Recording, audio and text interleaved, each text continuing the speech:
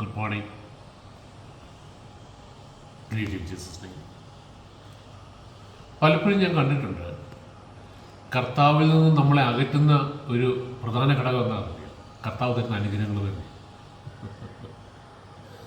കാരണം നമ്മൾ ചിലപ്പോൾ ഒരു കാര്യത്തിന് വേണ്ടി നമ്മൾ സ്ഥിരമായിട്ട് നമ്മൾ മീറ്റിങ്ങിന് പോകുന്നുണ്ടാകും, പ്രാർത്ഥിക്കുന്നുണ്ടാവും, നമുക്കൊരു മേജർ ഒരു ഇഷ്യൂ ഉണ്ടാവും, അല്ലെങ്കിൽ എന്തൊരു ആവശ്യമുള്ള ഉദാഹരണം ജോലി, നമ്മൾ ജോലിക്ക് വേണ്ടിയിട്ട് പ്രാർത്ഥിക്കുന്നു, ഫാസ്റ്റ് ചെയ്യുന്നു, മീറ്റിങ്ങിന് പോകുന്നു, മുടങ്ങാതെ എല്ലാ മീറ്റിംഗ് അറ്റൻഡ് ചെയ്യുന്നു. അങ്ങനെ ഇരിക്കുമ്പോൾ നമുക്ക് നല്ലൊരു ജോലി കിട്ടി, നല്ല ഉത്തരവാദിത്തമുള്ള ജോലി. പിന്നെ നമ്മൾ മീറ്റിങ്ങിന് പോകും, പോയാൽ തന്നെ വല്ലപ്പോഴും നമുക്ക് എക്സ്ക്യൂസ് ഉണ്ട്, എനിക്ക് തിരക്കാണ്. എവിടുന്ന ഈ തിരക്കായത്? ഞാൻ വർഷങ്ങൾക്ക് മുമ്പ് നടന്നൊരു സംഭവമുണ്ട്. എനിക്ക് അറിയാവുന്ന ഒരു ചെറുപ്പക്കാരൻ, അദ്ദേഹത്തിന് അന്ന് എനിക്കൊന്ന് ഒരു 32 വയസ്സോളം ആയി, കല്യാണമൊന്നും ആയി. ഒരു പ്രാവശ്യം എൻ്റെ അടുത്ത് ഇങ്ങനെ സങ്കടപ്പെട്ട് പറഞ്ഞു, ഇതുവരെയായിട്ടും കല്യാണങ്ങളൊന്നും ആയി, ഇത് നടക്കും തോന്നുന്നില്ല. ഞാൻ പറഞ്ഞു, ഭാരപ്പെടണ്ട, കർത്താവിനൊന്നും അസാധ്യമല്ല, കർത്താവിനോട് നമുക്ക് പ്രാർത്ഥിക്കാം. എന്നിട്ട് ഞാൻ പറഞ്ഞൊരു മീറ്റിങ്ങിന് പോകാം. അപ്പം അന്ന് എറണാകുളത്തുള്ള ഫാസ്റ്റർ PR ബേബി അദ്ദേഹം മരിച്ചുപോയി.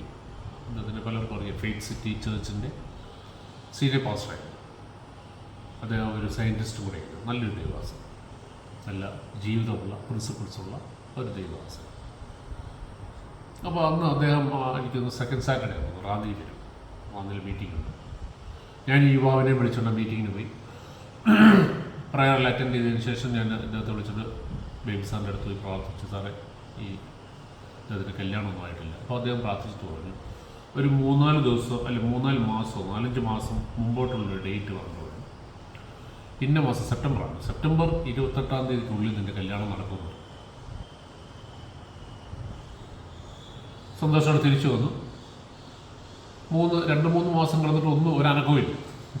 അപ്പോൾ ഈ യുവാവ് എൻ്റെ അടുത്ത് പറഞ്ഞു, ഒന്നും ആവുന്നില്ല, ഒന്നും നടക്കുമെന്ന് തോന്നുന്നു. ഞാൻ പറഞ്ഞു, ഭാരപ്പെടണ്ട, ദൈവത്തിൻ്റെ ആത്മാവല്ലേ സംസാരിച്ചത്, അപ്പം അത് ചെയ്യാൻ കർത്താവിന് പറ്റും, വിശ്വസിക്കാം. ചുരുക്കം പറഞ്ഞ് പറഞ്ഞ ഡേറ്റിൻ്റെ ഒരു 2 ആഴ്ച മുമ്പ് പെട്ടെന്നൊരു പ്രപ്പോസൽ വന്നു. കാര്യങ്ങളെല്ലാം തീരുമാനമായി, ഡേറ്റ് ഫിക്സ് ചെയ്ത് പെട്ടെന്ന് അങ്ങ് ഈ പറഞ്ഞ ഡേറ്റിന് എനിക്കൊന്ന് 2-3 ദിവസം മുമ്പായിട്ട് ആ കാര്യങ്ങൾ കല്യാണം ഫിക്സ് ചെയ്തു. ഇപ്പോൾ കല്യാണം ഫിക്സ് ചെയ്തതിന് ശേഷം ആ ഒരു സെക്കൻഡ് സാറ്റർഡേ വന്നു. അപ്പോൾ മീറ്റിംഗ് ഉണ്ട്. അപ്പോൾ അതുവരെ അദ്ദേഹം അപ്പം ആദ്യമേ പ്രാർത്ഥിച്ചിട്ട് ഈ ഇന്ന മാസം കല്യാണം നടക്കുമെന്ന് പറഞ്ഞിട്ട് അദ്ദേഹം പറഞ്ഞു, പിറ്റേ ദിവസം ഞായറാഴ്ച, ഇത് ശനിയാഴ്ച സെക്കൻഡ് സാറ്റർഡേ ഉണ്ട്, പിറ്റേ ദിവസം ഞായറാഴ്ച അദ്ദേഹം പറഞ്ഞു എറണാകുളത്ത് വന്നിട്ട് ഒരു മീറ്റിംഗ് അറ്റൻഡ് ചെയ്യാം, അനുഗ്രഹമായിരിക്കുന്നു. അപ്പോൾ അവിടെ രാവിലെ 9-9:30 കണ്ട തുടങ്ങുന്നത്. അപ്പോൾ ഇവിടുന്ന് രാവിലെ റാന്നിയിൽ നിന്നൊരു ബസ്സുണ്ട്, 3:30 4 മണിക്കൊരു ബസ്സുണ്ട്. അപ്പോൾ 4 മണിക്കോ 3:30 ഞാൻ ഓർക്കുന്നില്ല, റോബിൻ എന്ന് പറഞ്ഞു. ആ ബസ് പോകണമെങ്കിൽ അപ്പം വെളുപ്പിന് എത്ര മണിക്ക് 3 മണിക്കെങ്കിലും എഴുന്നേക്കണം. അപ്പോൾ ഇദ്ദേഹം ഈ യുവാവ് 3 മണിക്ക് എഴുന്നേറ്റ് കുളിച്ചൊരുങ്ങി കൃത്യമായിട്ട് ബസ്സിൽ പോയി മീറ്റിംഗ് അറ്റൻഡ് ചെയ്ത് തിരിച്ചു വന്നു. അതിനുശേഷവും ഈ 3-4 മാസം ഇവിടെയുള്ള സെക്കൻഡ് സാറ്റർഡേ മീറ്റിംഗ്സിനെല്ലാം റെഗുലറായിട്ട് എന്നെ ഇങ്ങോട്ട് വിളിച്ച് ഓർപ്പിക്കും, ഇന്ന് സെക്കൻഡ് സാറ്റർഡേയിൽ മീറ്റിങ്ങിൽ പോകണ്ടേ എല്ലാം ഓർപ്പിക്കും. അവസാനം ഈ കല്യാണം ഫിക്സ് ചെയ്തു. അതിന് തൊട്ട് മുമ്പത്തെ ആഴ്ചയിൽ ഒരു സെക്കൻഡ് സാറ്റർഡേ. അപ്പോൾ അന്ന് ഇദ്ദേഹത്തിന് വിളിയൊന്നും പോകുന്നത്. അപ്പോൾ ഞാൻ അങ്ങോട്ട് വിളിച്ചു, നമുക്ക് മീറ്റിങ്ങിന് പോകേണ്ടതെന്ന് ചോദിച്ചു. എൻ്റെ അടുത്ത് ഒറ്റ ദേഷ്യമുള്ളൂ, നീ എന്തോ പറയുന്നത്, എനിക്ക് കല്യാണം വിളിക്കാനില്ലേ, എനിക്ക് 100 കാര്യങ്ങൾ ചെയ്യാൻ നടക്കുക, അതിൻ്റെ ഇടയ്ക്കാണ് മീറ്റിംഗ്. ഒന്ന് ആലോചിച്ചു. വെളുപ്പിൻ്റെ 3 മണിക്ക് എഴുന്നേറ്റ് ഒരു കുഞ്ഞാടിനെ പോലെ കുളിച്ചൊരുങ്ങി അവിടെ പോയിരുന്ന് മുമ്പിൽ പോയിരുന്ന് അറ്റൻഡ് ചെയ്ത് എല്ലാ മീറ്റിങ്ങും മുടങ്ങാതെ അറ്റൻഡ് ചെയ്ത് കൊണ്ടിരുന്ന ആളെന്നോട് ചോദിക്കും, നീ എന്തോ ഈ പറയുന്നത്, എനിക്ക് കല്യാണം വിളിക്കാനും പല തിരക്കുകളില്ല, അതിൻ്റെ ഇടയ്ക്കാണോ മീറ്റിംഗ്. അപ്പോൾ ഞാൻ അന്നത്തെ എൻ്റെ ഒരു രീതി എന്ന് പറഞ്ഞാൽ ഞാൻ ഇച്ചിരി കുള്ളിച്ച് സംസാരിക്കും. അപ്പോൾ ഞാൻ പറഞ്ഞു, അപ്പം മീറ്റിംഗ് വരാൻ സമയമില്ലേ? അത് പറഞ്ഞില്ല. ഞാൻ പറഞ്ഞാൽ നമുക്ക് കാണാം. ഞാനൊരു ചെറിയൊരു ഭീഷണി എന്ന് പറഞ്ഞാൽ ദൈവം നിന്നെ ശിക്ഷിക്കും, അതാ അന്നത്തെ എൻ്റെ ഒരു ലൈൻ. നമുക്ക് കാണാം, കുഴപ്പമില്ല, ഇങ്ങനെ ഞാൻ ഫോൺ വെച്ചു. എനിക്കങ്ങ് വലിയ വിഷമവും പ്രയാസവും പോയി. ഞാൻ മീറ്റിംഗ് പോയി. ഞാൻ മീറ്റിംഗ് ചെന്നപ്പോൾ അവിടെ ഏറ്റവും ഫ്രണ്ടില്ല ഈ കുഞ്ഞാനിരിപ്പുണ്ട്, കയ്യിരിക്കും. ഇദ്ദേഹത്തിനൊരു പേടിയും, എങ്ങനെങ്കിലും ഈ കല്യാണം അങ്ങ് നടക്കട്ടെ, അല്ലെ ഇവൻ പ്രാഗിയതാണ്, വല്ല ഏറ്റാലെന്തോ ചെയ്യും, കല്യാണം വല്ല മാറിപ്പോയല്ല. ഞാൻ പറഞ്ഞത് പലപ്പോഴും കർത്താവ് തരുന്ന അനുഗ്രഹങ്ങളാണ് നമ്മളെ കർത്താവിൽ നിന്നും അകറ്റുന്നത്. ജോലി, പ്രൊമോഷൻ, അല്ലെങ്കിൽ നമ്മുടെ ബിസിനസ്സിലുള്ള ആ ഒരു ഗ്രോത്ത്.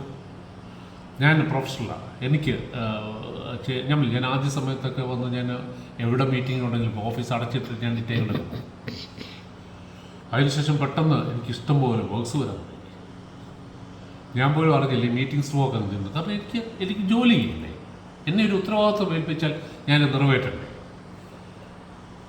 കുറച്ചുനാൾ കഴിഞ്ഞപ്പോൾ എനിക്ക് പിടികിട്ടിയത് ഇതൊരു ടെസ്റ്റാണ്. വാസ്തവത്തിൽ ഞാൻ കർത്താവിനെ സ്നേഹിക്കുന്നുണ്ടോ ഇല്ലെന്ന് കർത്താവിനെ നോക്കുക. പത്രോസിനെ ശ്രദ്ധിച്ചോ? പത്രോസിന് 2 പ്രാവശ്യം കർത്താവ് വെള്ളം നിറച്ച് മത്സ്യം കൊടുത്തത്. It was a test. Pathros അതിൽ വീണില്ല കേട്ടോ. ഞാൻ പക്ഷെ അതിൽ വീണു, കുറച്ച് നാളത്തേക്ക് വീണു. പിന്നീട് എനിക്ക് റിയലൈസ് ചെയ്യും, എടാ ഇത് ഒരു ടെസ്റ്റായിരുന്നല്ലോ. പിന്നെ അതിൽ നിന്ന് പുറത്തു. അപ്പം നമ്മൾ ശ്രദ്ധിക്കേണ്ട ഒരു കാര്യം, നമ്മുടെ മൈൻഡ്, നമ്മുടെ ആറ്റിറ്റ്യൂഡ് കർത്താവ് കണ്ടുകൊണ്ടായിരിക്കുന്നു. നമ്മൾ ഈ കർത്താവെ എന്ന് വിളിക്കുന്നതിൻ്റെ പിന്നിലുള്ള ചേതോ വികാരം, നമ്മൾ മീറ്റിംഗ് അറ്റൻഡ് ചെയ്യുന്നു, നമ്മൾ പ്രാർത്ഥിക്കുന്നു, ബൈബിൾ വായിക്കുന്നു, നമ്മൾ ദാനകർമ്മങ്ങൾ ചെയ്യുന്നു, ഇതിൻ്റെ എല്ലാം പിന്നിലുള്ള നമ്മുടെ ഉദ്ദേശം കർത്താവ് കണ്ടുകൊണ്ടായിരിക്കും. അപ്പോൾ കർത്താവ് അങ്ങനെ കാണുമ്പം അത് കർത്താവിനുള്ള സ്നേഹത്തിലാണോ ഇല്ലയോ എന്ന് കർത്താവിന് അന്നേരം പിടികിട്ടും. വളരെ ശ്രദ്ധിച്ചോളാം. അല്ലേ, പല റീസൺ കൊണ്ട് നമുക്കിത് ചെയ്യാൻ പറ്റും, പല കാരണങ്ങൾ കൊണ്ട് നമുക്കിതെല്ലാം, ഈ ഒരേ പ്രവൃത്തി നമുക്കെല്ലാം ചെയ്യാൻ പറ്റും. മനസ്സിലായത് വിശ്വസിക്കും കർത്താവ്.